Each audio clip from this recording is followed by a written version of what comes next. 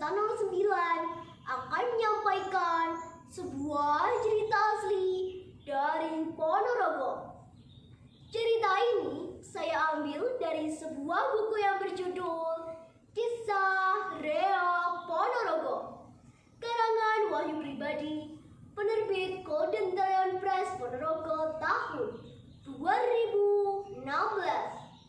Nah, teman-teman, begini ceritanya.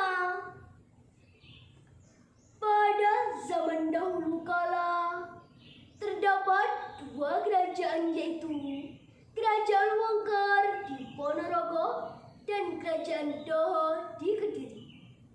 Kedua kerajaan tersebut dipisahkan oleh Gunung Wilis. Kehidupan mereka damai dan saling menghormati. Kerajaan Doho mempunyai seorang putri cantik jelita bernama Dewi Songgolangit.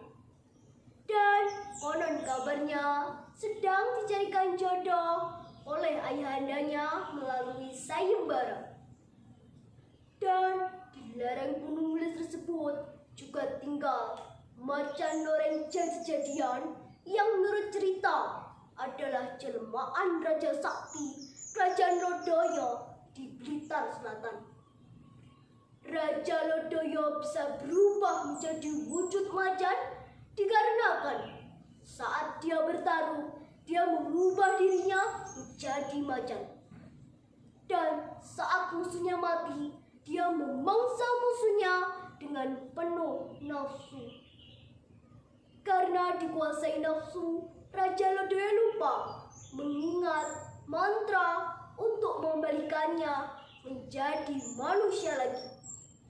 Dia akan berubah menjadi manusia lagi jika ada yang mampu mengalahkannya. Sementara itu, Kerajaan Wongker diserang Kerajaan Kahuripan yang dipimpin oleh Raja Brawijaya. Kerajaan Wongker hancur dan turun raja yang berhasil lolos. Salah satunya adalah Raden Panji dan adiknya Pujangga Anom. Mereka berkelana dan bertemu dengan Kanjeng Sunan Lawu. Kemudian diangkat menjadi murid. Setelah Raden Panji mendapatkan ilmu dan pusaka sakti berupa pecut dan topeng, mereka kembali ke Ponorogo. Pada saat itu, Kerajaan Kahuripan yang telah menguasai Ponorogo sedang terjadi perang saudara, sehingga terjadi kekosongan kekuasaan. Kesempatan itu dimanfaatkan Raden Panji untuk mendirikan kerajaan baru yang diberi nama Bantarangin, yang berarti tempat yang nyaman. Raden Panji bergelar Raden Panji Klono Siswahandono, yang kemudian disebut dengan Klono Sewandono. Sedangkan adiknya Pujangga Anom dikenal dengan Pujangganom. Prabu Klono Sewandono dikenal sebagai raja yang arif, bijaksana, sakti, gagah perkasa, dan dicintai oleh semua rakyatnya. Hanya saja sang Prabu belum mempunyai permaisuri. Hal tersebut sering menjadi perbincangan di kalangan kerajaan dan rakyat biasa. Yuk, kalian tahu nggak kalau Prabu Klono Sewandono itu tidak suka perempuan loh? Semua orang mulai mempergunjingkan sang Prabu. Hus, kamu ini sembarang saja kalau ngomong, dasar tukang gosip. Celetuk rakyat lainnya. Lah, ini tuh bukan gosip, tapi fakta. Coba deh kalian pikir, sang Prabu itu kan tampan, gagah perkasa. Loh, tapi kenapa kok belum punya istri? Malah sering sama laki-laki tampan di keratonnya. Itu namanya apa kalau tidak suka perempuan? Mikir. Pergunjingan tersebut sampai ke telinga Pati Pujangganom. Akhirnya Pati Pujangganom memberanikan diri untuk bertanya kepada sang Prabu. Sang Prabu pun bersemedi untuk meminta petunjuk. Setelah 40 hari bersemedi, akhirnya mendapat petunjuk. dan kemudian berkata kepada sang pati, "Dinda Pati, aku telah mendapatkan petunjuk untuk melamar seorang gadis yang bernama Dewi Songgolangit. Besok berangkatlah ke timur, temukan gadis itu untukku." "Baiklah Kakanda, besok hamba akan berangkat. Mohon doa restunya," kata Pati Bujangganong. Keesokan harinya, rombongan Pati Bujangganong berangkat ke Kediri, karena sebelumnya telah mendapat kabar bahwa yang dicari adalah Putri Raja Doho Kediri. Sesampainya di Kediri, Pati Bujangganong menyampaikan niatnya untuk melamar Dewi Songgolangit untuk kakaknya. Ternyata ada beberapa persyaratan yang harus dipenuhi. "Sembah Gusti Putri, apa yang Gusti Putri inginkan akan saya sampaikan kepada kakanda hamba," kata Pati Bujangganong sambil memberikan hormat. "Persyaratan yang saya ingin ajukan, yang pertama, Prabu Wonosowandono harus mempersembahkan 140 macam jenis hewan penghuni hutan. Yang kedua, harus menciptakan kesenian daerah yang belum ada duanya di tanah Jawa sebagai iringan pernikahan. Yang ketiga, harus membawakan manusia berkepala macan," kata Dewi Songgolangit dengan sangat yakin. Walaupun persyaratannya aneh dan sulit dikabulkan, namun Bujangganong tetap berusaha untuk memenuhinya. Nah, teman-teman, mungkin teman-teman masih ingat di lereng Gunung Wilis tinggal macan jadi-jadian kan? Nah, saat perjalanan pulang, rombongan Pati Bujangganong bertemu dengan macan tersebut.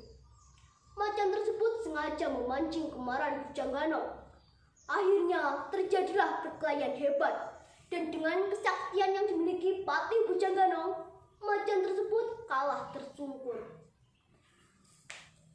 Ampun, saya mengakui kalah. Aduh, panas, teriak macan tersebut. Ketika macan tersebut dilepaskan, dia menerkam lagi dan membuat Pati Bujangganong sangat marah. Kemudian Pati Bujangganong mengeluarkan pecut saktinya. "Rasakan ini, jedar!"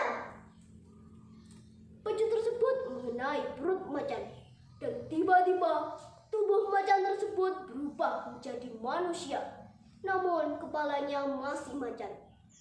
Melihat itu, kemarahan Pati Bujangganong pun menurun. Namun tiba-tiba macan tersebut meludahi Pati Bujangganong dan membuat Pati Bujangganong sangat marah. Kemudian Pati Bujangganong mengayunkan pecutnya lagi. "Rasakan ini!" Namun dihalang oleh Ki Ageng Purugowo. "Hentikan Pati, jangan gerakkan lagi pecut itu. Lihat di depanmu terdapat manusia berkepala macan. Bukankah itu seperti yang dikehendaki Dewi Songgolangit?" Pati Bujangganong pun baru menyadarinya. Lalu manusia berkepala macan tersebut dibawa pulang. Selama perjalanan, burung merak yang biasa bertengger di kepala macan tersebut ikut terbawa. Akhirnya, Prabu Wonosowandono dapat memenuhi persyaratan yang diminta Dewi Songgolangit. Namun, masih ada halangan. Ada salah satu pelamar yang tidak terima. Dia adalah Prabu Giriwanci, Raja Palsu jelmaan Pati Singoladro Kerajaan Doho. "Tidak bisa. Jika kau lebih unggul daripada aku, coba tunjukkan kesaktianmu," tantang Prabu Giriwanci. "Maaf Kang Mas, saya tidak bermaksud untuk adu kesaktian. Namun jika Kang Mas memaksa, akan saya layan," kata Prabu Wonosowandono. Pertarungan pun terjadi. Mereka sama-sama sakti. Pertarungan pun berjalan sengit. Di akhir pertarungan, Prabu Wonosowandono mengeluarkan pecut saktinya, pecut Samantiman. Dengan sedikit jurus andalan, Prabu Wonosowandono mengayunkan pecutnya.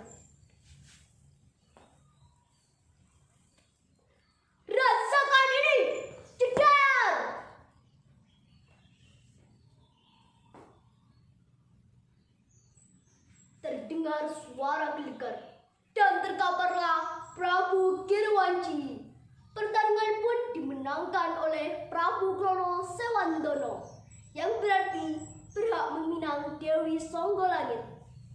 Acara pernikahan pun diramaikan oleh kesenian yang terdiri dari manusia berkepala macan yang di atas kepalanya terdiri burung merak. Di belakangnya terdapat 140 kuda yang dinaiki oleh dayang-dayang. Pati Bujanggana pun terlihat bahagia. Dia menari-nari sambil berjungkir balik. Sementara itu Dewi Songgolangit ditadu, dan di sampingnya berjalan kaki Prabu Krono Sewandono. Di belakang mereka terdapat rombongan sesepuh abdi dalam, dan di barisan paling belakang terdapat prajurit dari Bantarangin. Barisan iring-iringan tersebut yang kemudian disebut Reok Ponorogo. Ngabdi Nusa Bangsa, gemati budaya. Iki dadi ciri bangsa seni Reok Ponorogo. Reok Ponorogo. Nah, teman-teman, itulah tadi cerita dari saya. Dari cerita ini, kita dapat ambil hikmahnya bahwa kebenaran dan kesabaran pasti akan menang. Cukup sekian cerita dari saya. Ada kurang lebihnya, mohon dimaafkan. Wassalamualaikum.